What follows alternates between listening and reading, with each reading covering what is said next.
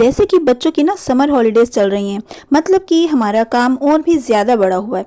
क्योंकि जब बच्चे घर में होते हैं तो पूरे दिन हंगामे, लड़ाई झगड़े, उनका फैलावा और फिर जी उनकी खाने के लिए अलग अलग फरमाइशें। और फिर ऊपर से अब आ रही है ईद, तो उसके भी ढेरों काम होते हैं, जैसे कि हमें क्लीनिंग करनी होती है, ग्रोसरी है, शॉपिंग है, बहुत सारे ढेरों काम हो रहे होते हैं। और पहले तो बच्चे जैसे कि स्कूल चले जाते थे ना, तो हम माओं को ना टाइम मिल जाता था अपना काम निपटाने का। हम आराम से काम निपटा लेते थे इतनी देर तक, जब तक कि बच्चे घर आ रहे होते थे। तो अब साथ साथ बच्चे भी घर पे हैं, ईद भी आ रही है, उतनी गर्मी भी है, तो इस सब के अंदर ना अपने कामों को मैनेज करना ना काफ़ी मुश्किल हो रहा होता है। क्योंकि टाइम मैनेजमेंट का करना भी कोई आसान काम तो होता नहीं है ना। तो बस जी यही सब हम आज काम करेंगे, मतलब कि मैं अपने किचन की क्लीनिंग करूँगी, साथ साथ और कामों को भी मैनेज करूँगी। तो बस शुरू करते हैं आज का blog. Let's get started. Hello everyone, अस्सलाम वालेकुम। मैं हूं maker Roohi and welcome back to my channel. अगर आपने मेरा चैनल सब्सक्राइब नहीं किया है ना, तो फटाफट से कर दें और मेरी यूट्यूब फैमिली बढ़ाने में ना मेरी थोड़ी हेल्प करें।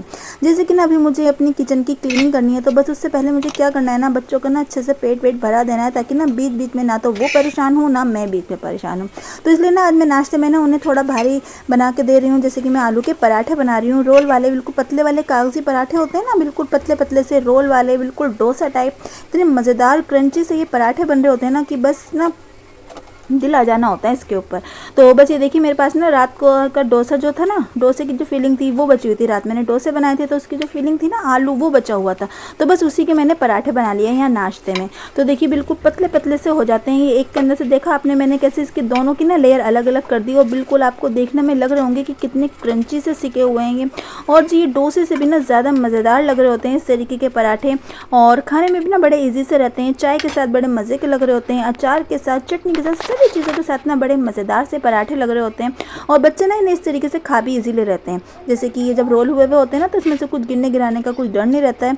तो बस मैंने बच्चों को ना पहले ये बना के दे दिया, क्योंकि जी देखिए मुझे करना था ये सब, मतलब कि अपने किचन का ये जो फैलावा है ना, ये निकाल लेना था।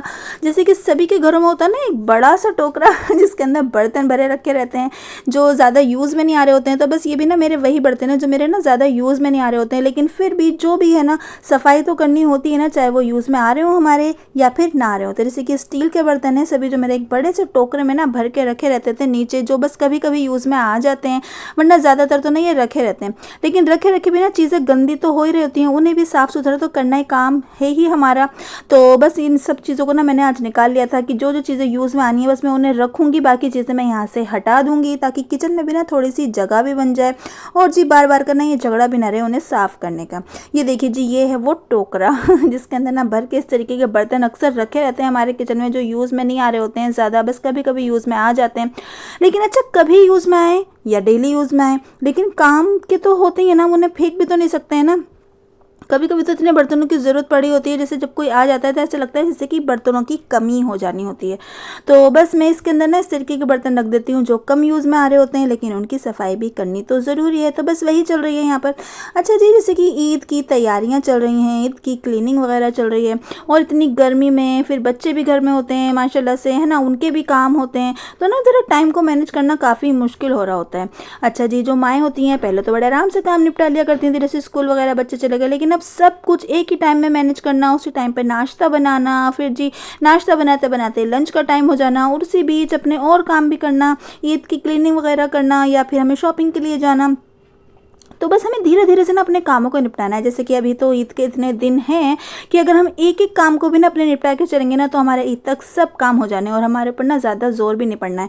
मतलब ये नहीं करना है कि बस आज पूरे घर की हमें क्लीन करनी, ऐसा आपको बिल्कुल नहीं करना है। मैं आपसे बार बार अपने ब्लॉग में ये बात शेयर करती रहती हूँ कि आपको एक कोना, एक जगह, एक ड्रॉर या एक रूम, कोई भी चीज़ ना एक चीज़ तय कर लिया करें आप सुबह के टाइम कि आपको आज ये चीज़ साफ़ करनी है। तो बस यहाँ देखिए, जैसे कि ना मैंने ये स्टील की प्लेट्स वगैरह धोई थी, तो ना इन्हें ना उसके बाद ना सूखे कपड़े से ज़रूर साफ़ करें, क्योंकि ना स्टील के बर्तन होते हैं और कांच के बर्तन होते हैं, इनके ऊपर क्या होता है ना, पानी के जो धब्बे से होते हैं ना, स्टेन वगैरह, वो रह जाने होते हैं। तो आप ना इसके बाद में ना इसे ज़रूर क्लीन कर लिया करें। तो बस देखिए, सारे बर्तन धुल गए, ढेर के ढेर बर्तन धुल गए, बर्तन धो धो के ना और हालत हो जाती है ख़राब गर्मी में। फिर थोड़ी देर मैंने ब्रेक लिया था, बच्चों को कुछ दिया, उनकी लड़ाई झगड़े निपटाए और फिर वापस से मैं आ गई किचन में और अपना गैस वगैरह साफ़ करने लगी। तो देखिए पहले मैंने इसे सूखे कपड़े से साफ़ कर लिया कि इसके ऊपर जो भी थोड़ा बहुत गिरा हुआ होता है ना खाना बनाते वक्त का बारीक बारीक सा जो गिर जाता है वो सब मैंने सूखे कपड़े से साफ़ किया। और जो बंडल के चारों तरफ का होता है ना, ये ज़्यादातर यहीं पर ज़्यादा सामान गिर रहा होता है या फिर धब्बे वगैरह लग रहे होते हैं चिकनाई के, तो इतने हिस्से को ना मैंने स्टील का जो जूना होता है ना उससे साफ़ कर लिया। और ये जो बाकी का इधर उधर का होता है ये हमारा जो होता है ज़रा नाजुक होता है, तो इसे हम जो है ना स्टील वाले जूने से बिल्कुल नहीं साफ़ करेंगे। इसे मेरा जो फोम वाला होता है ना उससे मैंने इसके ऊपर साबुन लगाकर इसे साफ़ कर लिया। तो ये देखिए जी बड़ी आराम से नहीं सब साफ़ हो जाना है। इसके पीछे की मैंने टाइल्स भी हाथ के हाथ साफ़ कर ली, क्योंकि यहाँ पे भी ना ज़रूर थोड़ी बहुत ना छींटे वगैरह उड़ रही होती हैं जिससे कि हमारी टाइल्स ख़राब हो जाती हैं। बस उसके बाद फिर देखिए मैंने इसे सूखे कपड़े से साफ़ किया और इसके बाद जो है ना मैं गीला कपड़ा लूँगी एक और उससे साफ़ कर दूँगी, ताकि जो भी ना साबुन के जो झाग होते हैं उसकी जो थोड़ी सी चिपचिपाहट वगैरह से होती है ना वो भी निकल जाए और ये अच्छे से ना हमारा क्लीन हो जाए। और हमें हाइजीन का भी तो ध्यान रखना होता है ना, अपनी चीज़ों को अच्छे से इस तरीके से क्लीन करते हुए चलें कि जो आपकी सेहत के लिए भी बेस्ट हो और आपके लिए भी बेस्ट हो। तो देखिए बस चीज़ों को ना जहाँ तक हो सके सिंपल रखा करें। मतलब ये नहीं है आपको इसे साफ़ करने के लिए बहुत बढ़िया बढ़िया ऐसे केमिकल वगैरह लगाने हैं या बहुत सारी चीज़ें अलग अलग तरीके से यूज़ करनी है। बस जो आपके घर में होता है ना डिश क्लीनर है या फिर जो नॉर्मली हमारे पास साबुन वगैरह होता है वो ले लें या कॉलिन ले लें, बस इन्हीं चीज़ों से साफ़ कर लें। कोई भी हार्ड केमिकल वगैरह इसके ऊपर ना डालें, वरना ना इन चीज़ों की ना चमक धीरे धीरे जाती रहती है। तो देखिए और फिर जब मैंने गैस उठाया और उसके नीचे से तो ज़रूर आपको क्लीन करना है। देखिए मैंने ना गैस को नीचे की तरफ से भी साफ़ किया है, उसके नीचे से फर्श को तो साफ़ किया ही है, उसके काउंटर टॉप को, उसके साथ साथ मैंने गैस को भी साफ़ किया है, ताकि इसके नीचे हमारे कुछ भी नीचे गिर जाता है ना तो वहाँ चींटियाँ कॉकरोच आने का बड़ा ही डर रहता है।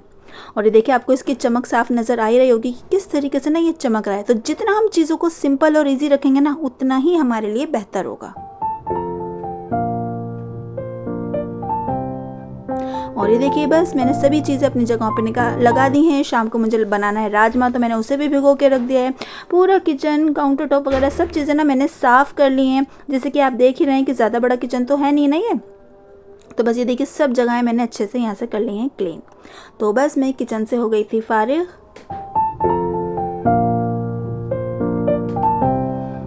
उसके बाद ये देखिए मैंगो वगैरह आए हुए थे, इन्हें भी मैंने वॉश करके रख लिए थे टोकरी के अंदर, अभी अच्छे से सूख गए थे। तो बस मैं इन्हें भी जो है ना फ्रिज में डाल दूँगी। आपके जो भी फ्रूट्स वगैरह होते हैं, वेजिटेबल्स वगैरह होते हैं, इन्हें आप हाथ के हाथ ना वॉश करें, इन्हें अच्छे से सुखाएं और उसके बाद ही अपने फ्रिज में रखें। कभी भी ना आप इन्हें थैलियों वगैरह के अंदर ना रखें, क्योंकि जब ये बाज़ार से आ रही होती है ना चीज़ें, पता नहीं कैसे कैसे हाथों से निकल के आ रही होती हैं। और ख़ास तौर से जो हरी सब्जियाँ होती हैं ना गड्डियों वाली, तो उन्हें तो अच्छे से ना निकाल के देख लें कि उसके अंदर कोई और चीज़ ना हो। जैसे कि कभी कभी हो जाता है ना उसके अंदर कोई छोटे मोटे से कीड़े वगैरह कुछ आ जाते हैं, वो अल्लाह ना करे इसमें से निकल जाए और फिर किसी खाने पीने की चीज़ में चले जाएं। तो इन चीज़ों का ना ख़ास ध्यान रखा करें कि जब भी कोई चीज़ आप फ्रिज में रख रहे हैं तो उसे अच्छे से धो के साफ़ सुथरा करके ही फ्रिज में रखें, ताकि आपका फ्रिज भी साफ़ रहे, हाइजीन भी रहे, है ना, और आपके खाने पीने की चीज़ें भी सेफ़ रहें। और जी अब देखिए हो गया है खाने का टाइम। तो बस यहाँ मैंने कड़ी जो है ना उसकी जब मैं क्लीनिंग कर रही थी ना उसके साथ ही साथ मैंने कड़ी बनने के लिए रख दी थी, क्योंकि कड़ी को तो ना काफ़ी देर पकना होता है। इसी बीच मेरी क्लीनिंग भी चलती रही और बस कड़ी तो काफ़ी देर से पक ही चुकी थी। अब मुझे बनानी थी पकौड़ियाँ, तो मैंने यहाँ फटाफट से पकौड़ियाँ बनाई और अपनी कड़ी कर लूँगी रेडी। तो जी बस अगर आप बच्चे भी घर में हैं ना तो आप भी उन्हीं के साथ मिल जाएं, थोड़ा सा आप भी इंजॉय वगैरह करें, अपने टाइम को इस तरीके से मैनेज करें कि जैसे कि आपने एक बार बना लिया अब उसे आप दोनों टाइम कर लें, है ना, जिससे कि आपका भी थोड़ा सा ना टाइम वगैरह बच जाए। आप भी गर्मी में इतनी देर यहाँ पे ना खड़े रहें, ना थकें। लेकिन बस जी बच्चों की फरमाइशें जो होती हैं ना वो भी पूरी करनी हो रही होती हैं। जैसे कि जब वो ज़्यादा देर घर में होते हैं, टीवी देख रहे हैं या कुछ भी कर रहे हैं, तो उन्हें भूख भी ज़्यादा लगती है और फिर ना हर बार कुछ ना कुछ अलग खाने का उनका दिल भी कर रहा होता है। तो इसी तरीके से ना अपने टाइम को मैनेज करके चलें कि आप ये भी कर सकें, उनकी फरमाइशें भी पूरी कर सकें और आपको थकान भी ना हो, है ना। तो बस आपको इसके लिए क्या करना होता है ना, अपने कामों को ना डिवाइड कर लें, धीरे धीरे से अपने काम करें। ये नहीं कि आपको सब फैलावा कर देना है और फिर पैनिक हो जाना है कि हाय इधर से तो किचन फैला हुआ है, उधर अलमारी का काम भी निकला पड़ा है, उधर हमें बेड की भी क्लीनिंग करनी है, रूम की भी करनी है। तो बस सब चीज़ों को ना एक एक करके निपटाते हुए चलें, ताकि आपके काम भी निपट जाएं तक और फिर ना आपके ऊपर भी इतना बर्डन ना पड़े।